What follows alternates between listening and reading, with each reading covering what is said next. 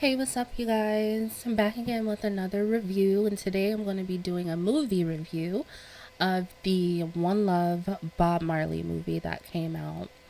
I went to go see the movie not too long ago, and I would say the movie was good. I went to go see it with a couple friends. I got emotional. My other friend got emotional. It was a good movie. I learned some things about Bob Marley that I did not know. So that was interesting. But I will say I learned more about him watching the 2012 documentary with his family and friends and his wife and his baby mamas and stuff like that. I learned more about him, doing research rather than the movie. Of course, Hollywood, they're not going to put everything in the movie, like tell the whole tea, the whole truth. So I had to go do some research. So, but overall, I would say the movie was good. So let's go ahead and start with the review. So the scene opens up with Bob and his mother um, getting ready to, I guess, head to Jamaica. A man gave Bob Marley a Bible, the kid Bob Marley, and they went off to, I'm guessing, to Jamaica, unless they were already in Jamaica. So in 1976, there was a lot of violence going on in Jamaica. There was like basically like a civil war going on during that time. There was an election about to take place. Some guy named Manley and some guy named Sega, they wanted to get the Jamaican vote, I guess, and there was a war going on there. So it opens up, he's driving, and then there's like a conference, and they're asking Bob about the political stuff and the war that's going on in Jamaica. And he's basically stating, all the political stuff, he doesn't, he feels like it's illegal, like it's not natural to have like a, basically like a a government controlled like legal system. Like it's, we all know how the government works, so he was basically just stating his facts against it and how it's not natural to, have all this power and want for control, over the land and the people, stuff that is naturally here on earth, which I agree with. So there was a concert that Bob was about to do, Smile Jamaica, to essentially bring the two opposing parties together. I believe that was that concert where he did get the two opposing sides together and they shook hands and stuff and he brought them together. And apparently, that was not favorable in the eyes of the government. So after that, or before that, I think it shows like a scene where Bob is like running through the field, and the field like catches on fire, and then there's a man like, I think, running behind him, which the whole time I thought was his father. Um, and his father abandoned him um, because he was mixed, and it's just like, okay, well, if you have such a problem with your kid, why did you even, anyway, so that was sad. His father abandoned him. So this and this scene pops up a lot throughout the movie before he performs. There was a point in the movie where his wife was like, you have to pull, or all the struggle that you've been through is like the your force or your power of, your message, the things you've been through. So before we dive all the way into the movie, the Smile Jamaica concert that was about to happen was not supposed to be like a political thing. When I did some research, There was like an article that came out that said that Bob was performing on one of the opposing political leader's lawn. That's where he was supposed to perform, which wasn't true. So once that got out, people were thinking that Bob was choosing sides politically when he wasn't. He didn't even want to be, you know, in like labeled that. He was just trying to stop the war in Jamaica and also bring people together and, you know, just be like, just chill out and just be normal, be natural, let the world be how it's supposed to be. Let the people live, you know, freely under God and not trying to have all this freaking control. So, so at some point during the movie, Bob, you know, he goes and picks up his children. There was like a shooting. His kids ask, why are they shooting up the place? He tells them not to worry. They go home later that night and they're chilling in the house. His wife, Rita, you know, tells him he has to leave. She has to leave. So she gets ready to go. And while she's leaving, she sees these gunmen come into the house. And then it shows like the gunman pointing the gun towards her, but she wasn't looking.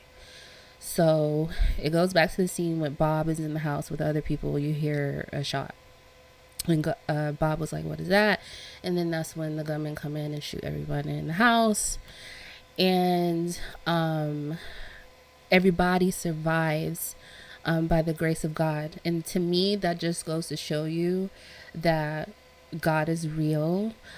So everybody made it.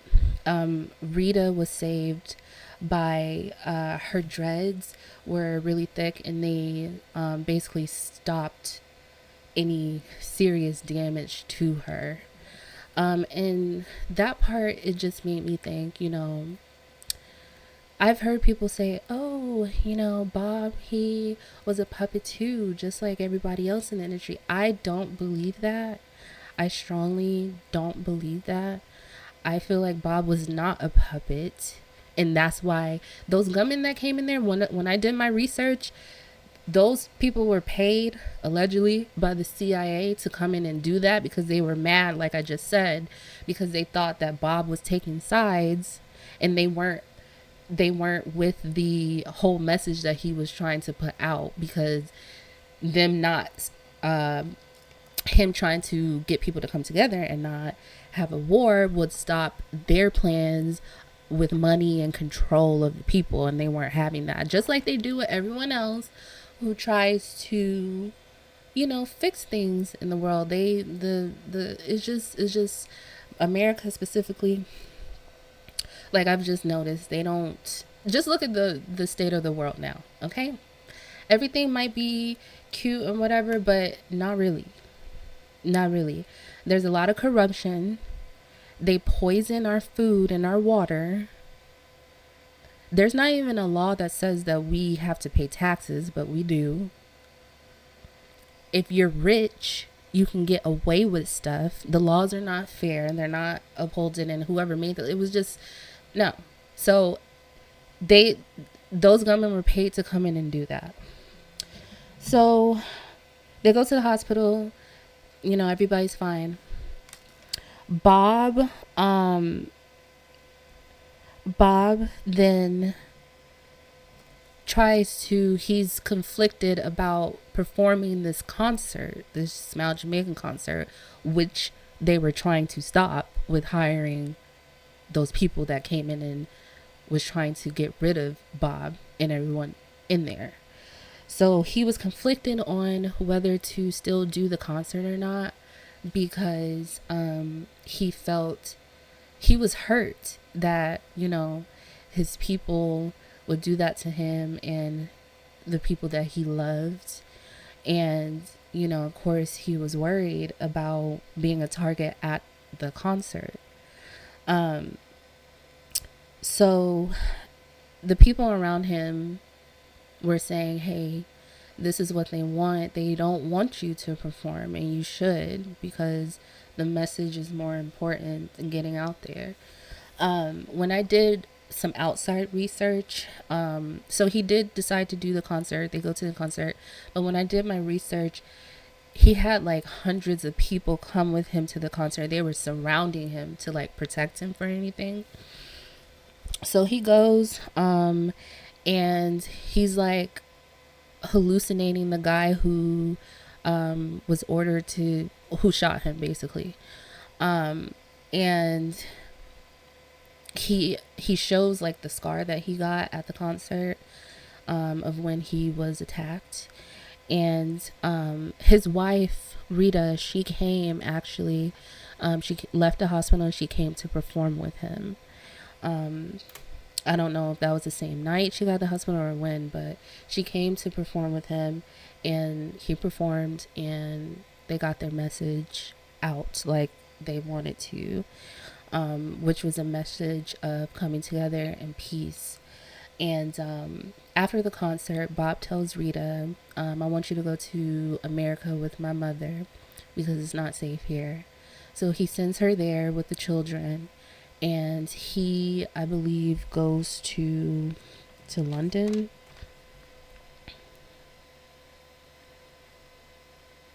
Yeah, I think he goes to London.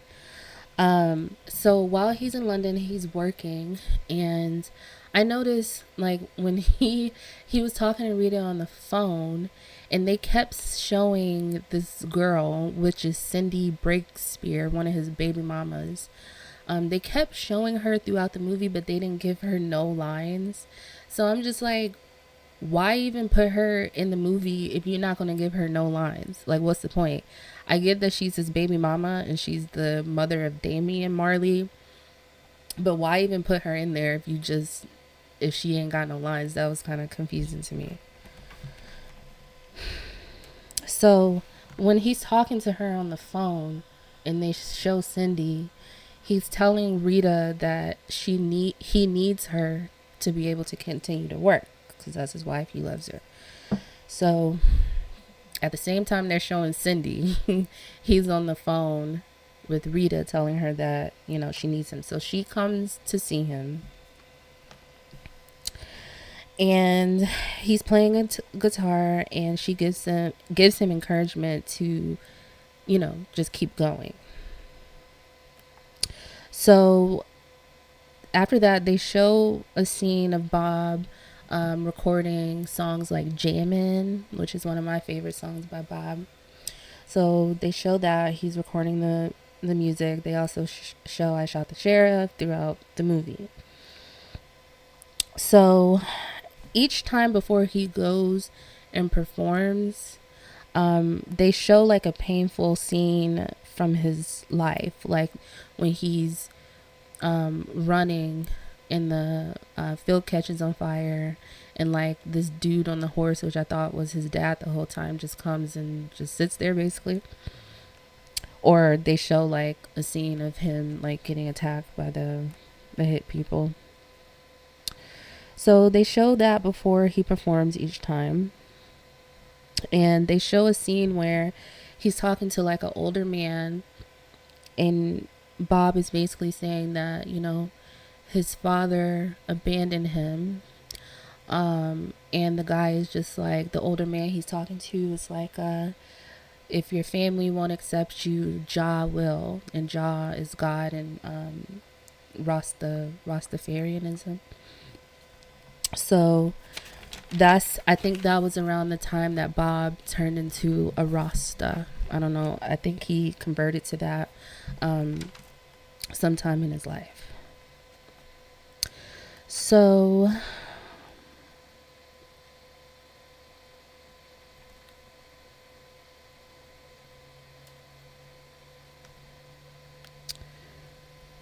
okay.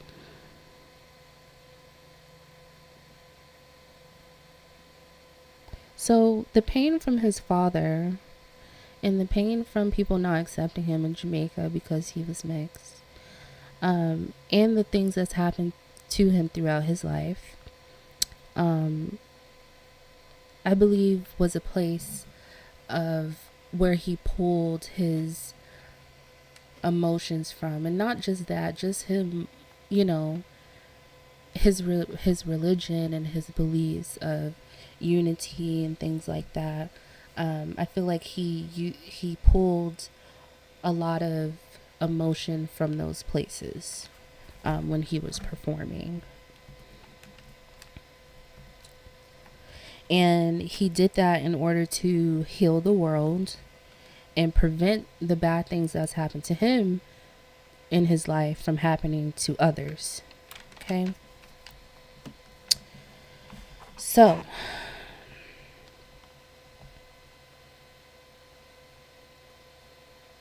so after that, it shows Bob basically performing throughout the world at different places. They show Cindy again with no lines. There were reports asking him, does he smoke a pound of weed a day? Rita, his wife, said that that is untrue. So at some point, Bob and the Wailers have a meeting with the executives, and they're discussing the album cover, the Exodus album cover. One of the execs basically doesn't like the cover because they're saying, oh, it's not going to connect with the young people. They're not really into the Bible and stuff like that. It's not enough. The guy who made the album cover was like, well, less is more. It's not really about the album cover. It's about the message within the album. Exactly. So they, thank God, you know, they were allowed to go with the album cover, and they didn't make it be too much, because like the guy said, it's not about the art album cover, it's about the message. And they talk about the Bible a little bit. So while they're in London, I think after that executive meeting, I think they're in London, and they see like a rock band, and someone in the club like runs into them like being rude and stuff like that. But they didn't, you know, they didn't start nothing. They were just like, hey, you know. And it was just rude. Like, they didn't even say excuse me or nothing. So after that, there's like there is like a industry event that they're at. Or actually, I think there was a part where Don Taylor, which was, I think, his like someone a part of his crew, they were talking about money for the Africa tour or something like that. So that's going to come up later. So they're at another industry event.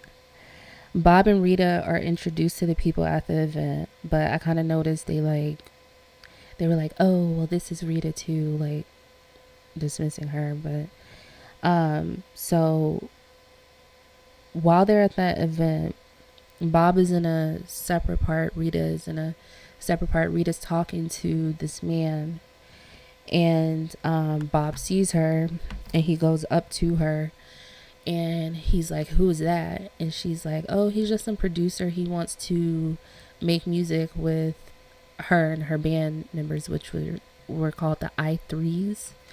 And the ladies start laughing, and Bob is like, what's funny? So everybody's quiet. Rita walks out. Bob follows her, and he's basically like, where are you going? Where are you going? And she's like, why are you acting like a jealous teenager?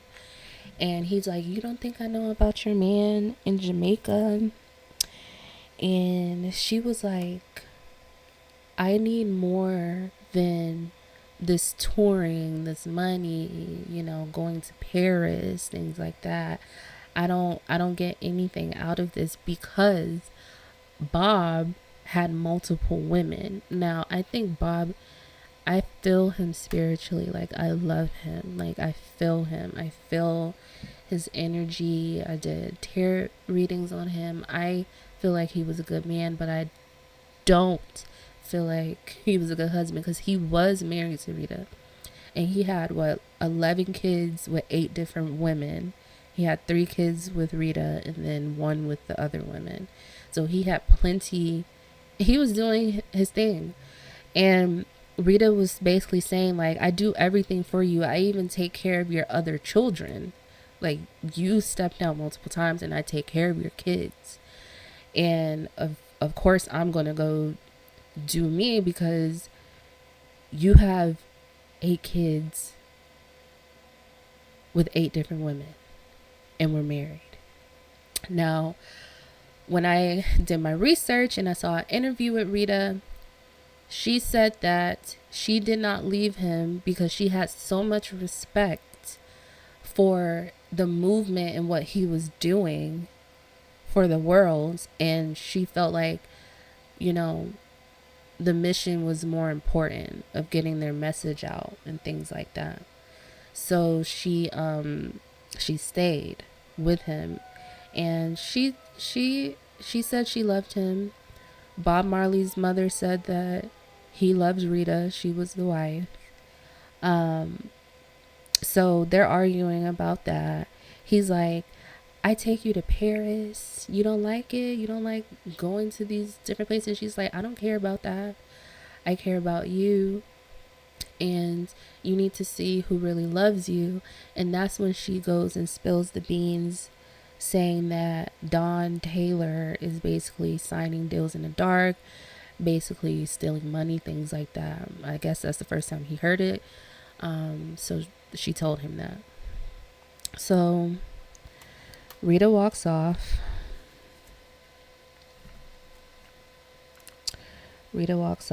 And that's when it cuts to,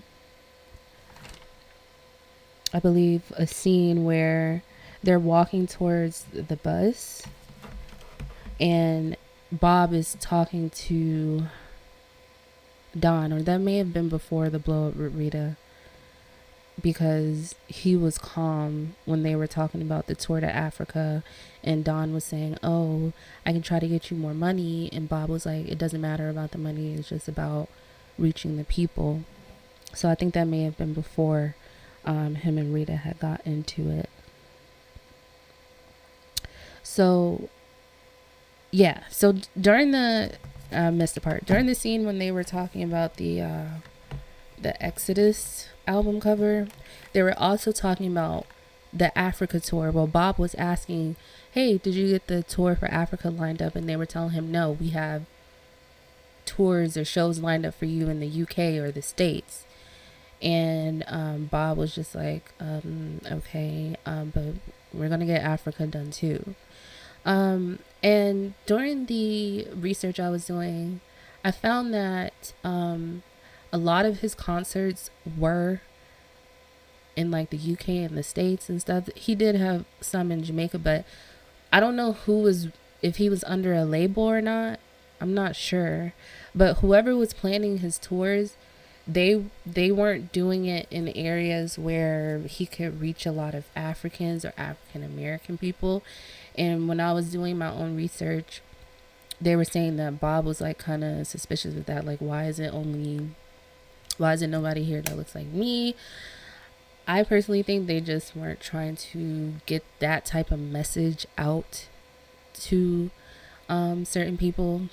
So that's why they or they just felt like there wasn't any money in certain places, but Bob did not care about the money like that.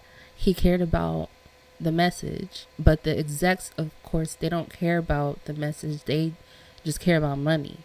So they wasn't worried about that, but Bob, he made it happen. So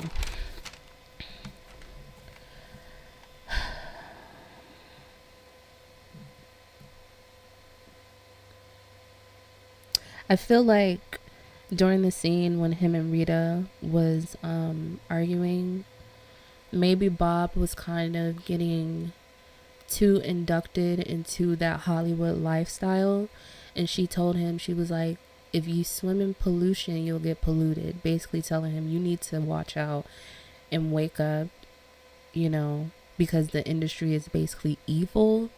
And again, they don't care about the message. They would rather you put out a bad message.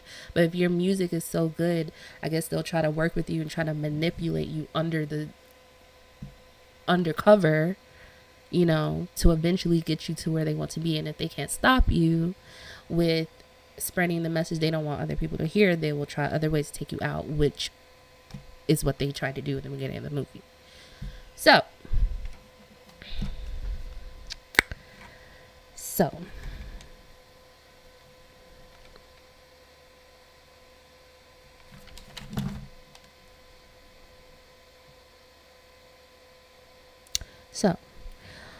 Bob liked to play soccer, and he had hurt his toe during the movie. And when they were on the bus at one point, Rita checked out his toe, and they was like, you need to go to the doctor because it looked like it was infected. But I don't know, if I guess he didn't want to go. But eventually he did go to the doctor. And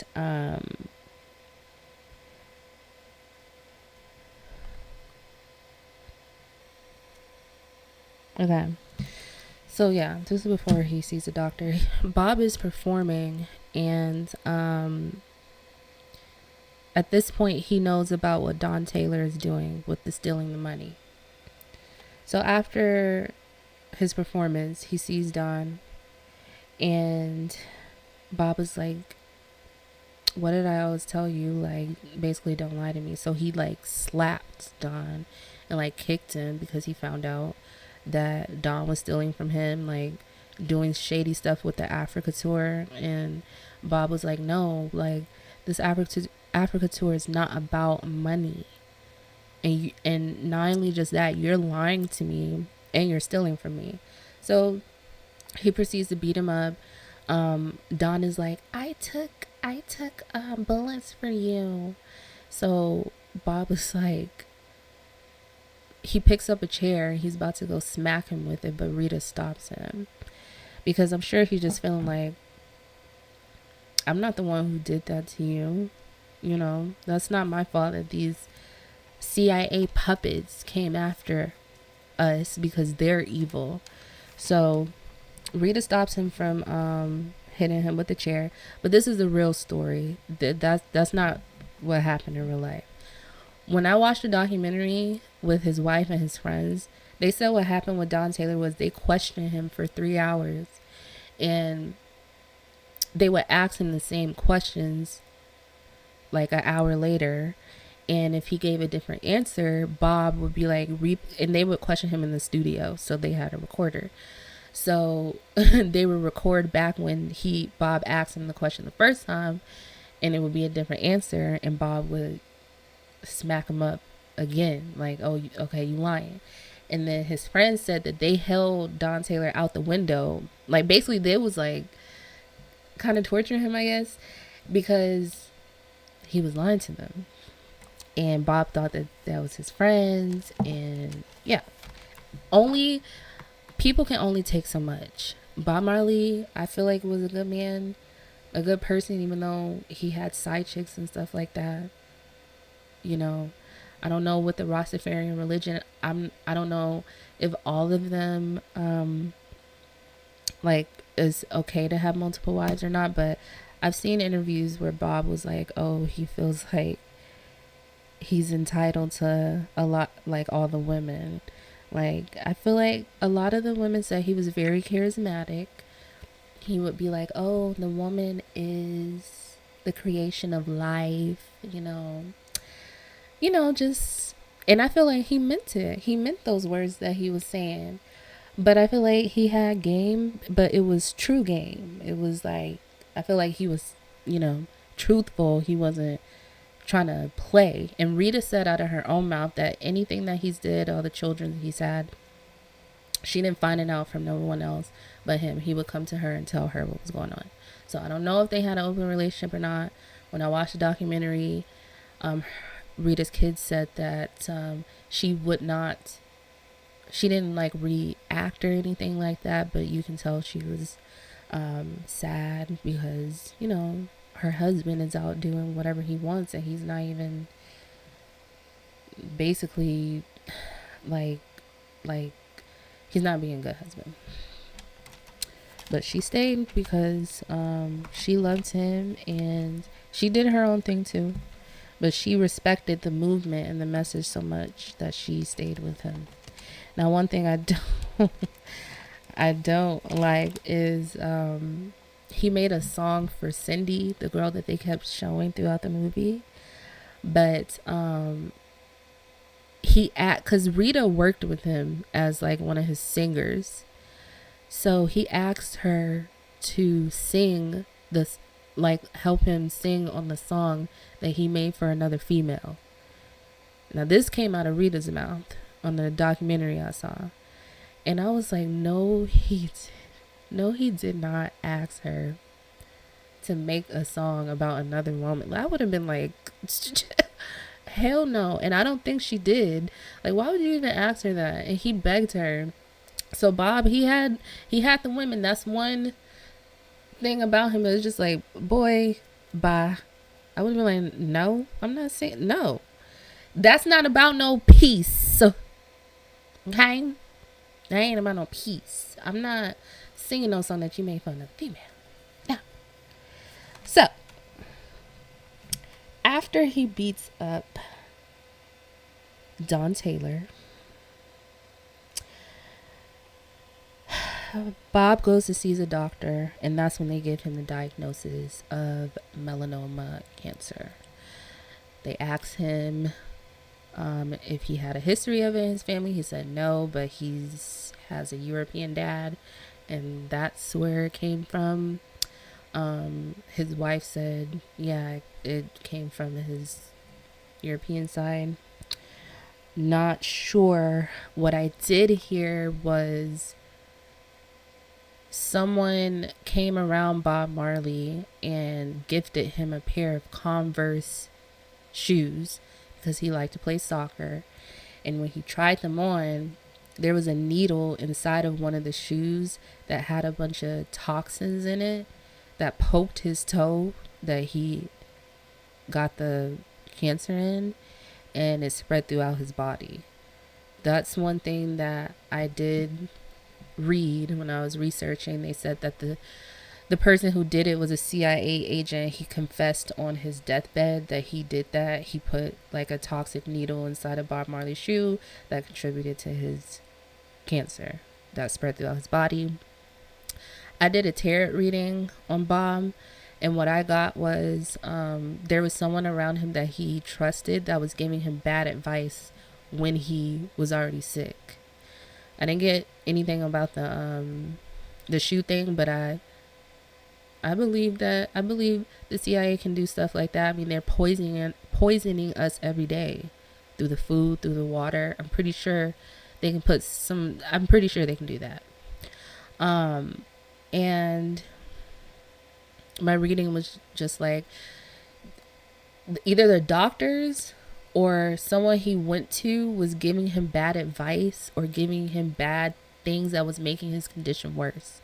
That's what I got.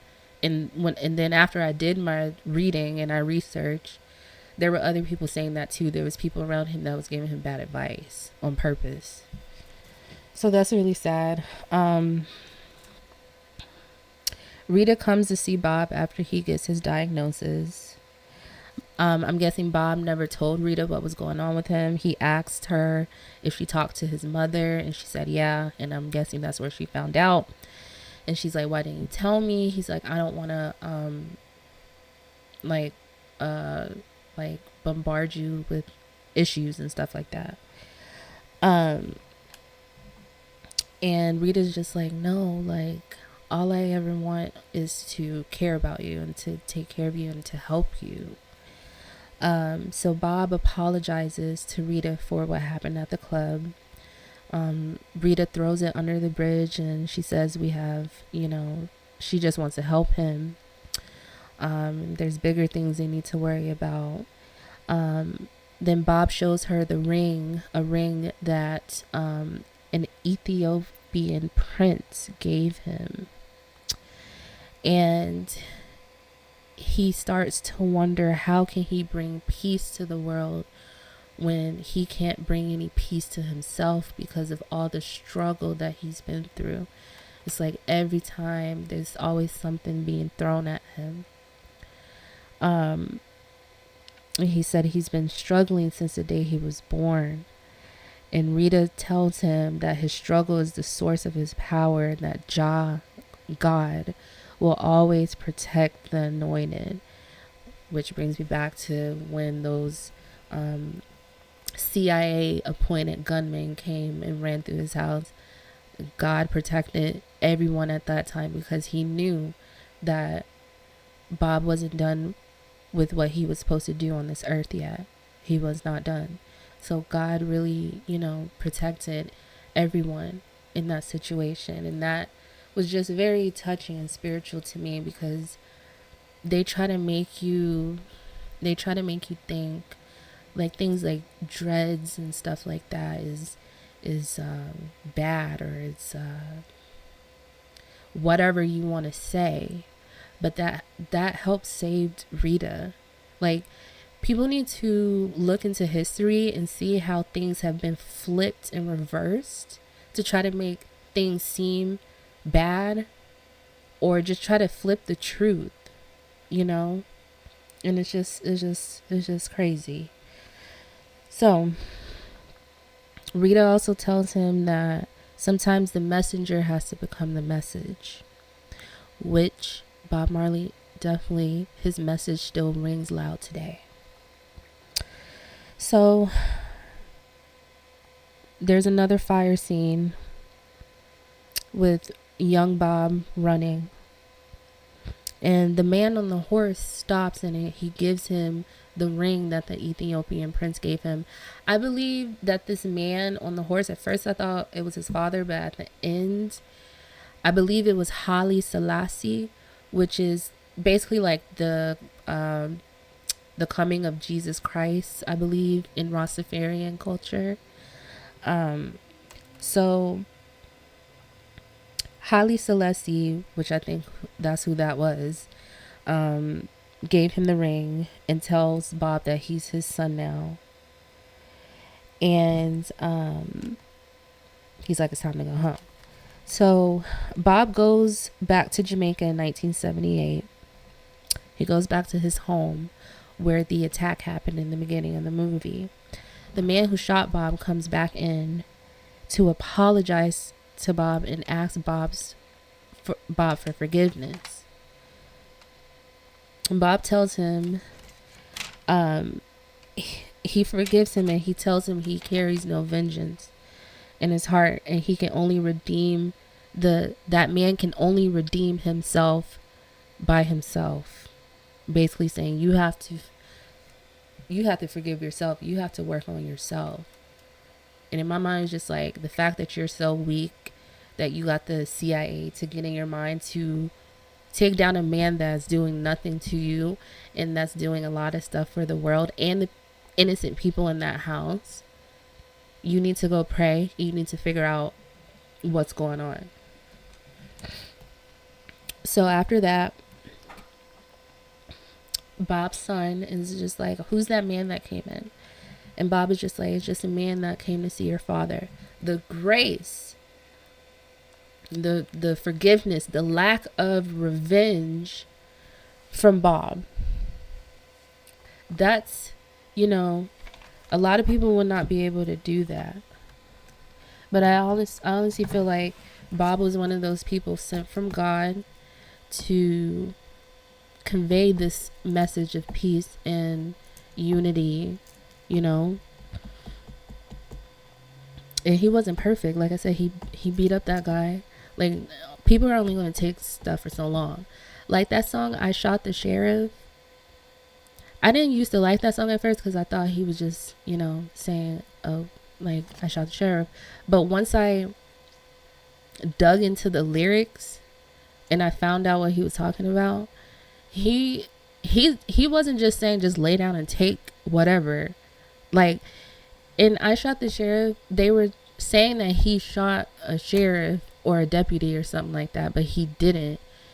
And they were trying to blame it on him, but he shot the sheriff because the sheriff kept coming after him.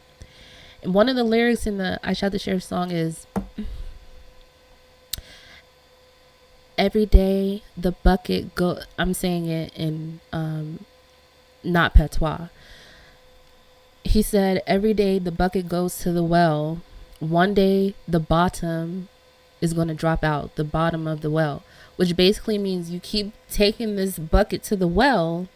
One day the bucket's going to get so full that the bottom's going to drop out. AKA, you keep fucking with me, you keep messing with me. One day I'm going to retaliate, which is what that song was about. So he wasn't just saying, just lay down and take it. He's saying, I'm not doing anything to you. You keep messing with me. So one day I'm going to retaliate. And that's just natural. So that's what that song was about. So once the man leaves, it's nighttime. Bob is singing to his children and Rita. He's singing the redemption song. Rita asks him, when did he write this song? And he's like, I wrote it all my life, which is powerful. So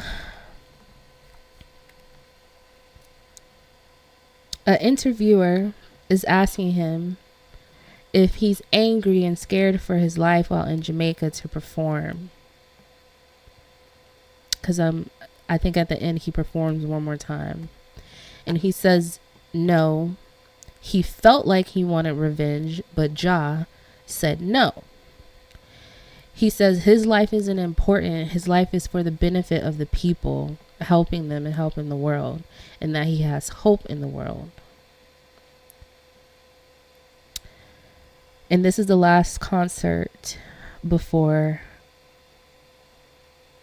Bob passes on to the other side, and it shows Bob getting on the horse with Selassie, which again is like, I believe, the second coming of Jesus, or something like that in Rastafarian culture.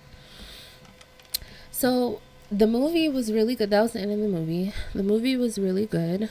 I do feel like, again, they did not show everything that actually happened in his life. The CIA was after Bob, just like they are with other people like John Lennon, and other people who was trying to do positive stuff for the world. They always take them out because the world is just run by greedy, evil people. The ones who's in power, I'm not saying all of them are, but I'm sure a lot of them are. The fact that you would try to take out someone like Bob Marley, the fact that you would try to take out John Lennon, Martin Luther King, even though none of those people were perfect, but the fact that y'all want to do that because they're going against your plan to rule the world like your Dr. Evil is a mess. Okay? And I just feel like, I really appreciate what Bob has done to the, in the world, and his message, and his message of unity and peace. And his message will forever live on. He has plenty of children that carry his legacy. His wife still carries his legacy. It's just, it's good. I feel like we need more people like him. Bob, he's such a good looking man. I see why girls wanted him. But yeah, that was the end of the movie. And if you guys want more information on Bob Marley, I highly recommend that you watch the 2012 documentary about him, so it'll give you more of an insight of what was really going on, because they're not going to tell you everything in a Hollywood movie production. So that's all I gotta say. Thank you all for watching, and I'll see you next time on another review. Peace.